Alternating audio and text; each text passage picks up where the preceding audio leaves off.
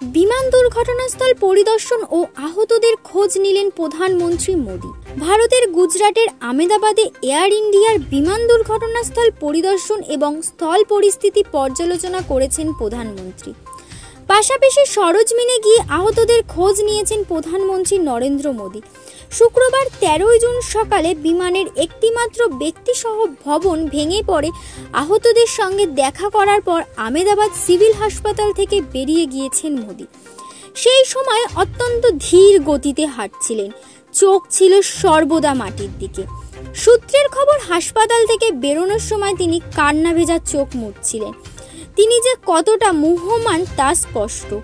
242 জনের মধ্যে এয়ার ইন্ডিয়ার দুর্ঘটনাগ্রস্ত ওই বিমানে 241 জনই মারা যান। কোনোভাবে বেঁচে যান বিশ্বাস কুমার রমেশ, বয়স 40। এদিন সকালে অবিশ্বাস্যভাবে বেঁচে যাওয়া ভারতীয় বংশোদ্ভূত ব্রিটিশ নাগরিক বিশ্বাস কুমার রমেশকে দেখতে হাসপাতালে যান প্রধানমন্ত্রী মোদী। হাসপাতালের বিছানায় শুয়ে আতঙ্কের সেই মুহূর্তের অভিজ্ঞতার কথা জানিয়েছেন বিশ্বাস কুমার। আর এরকমই আরও নতুন নতুন আপডেট পেতে আজই ফলো করুন আমাদের i24 কলকাতা নিউজকে।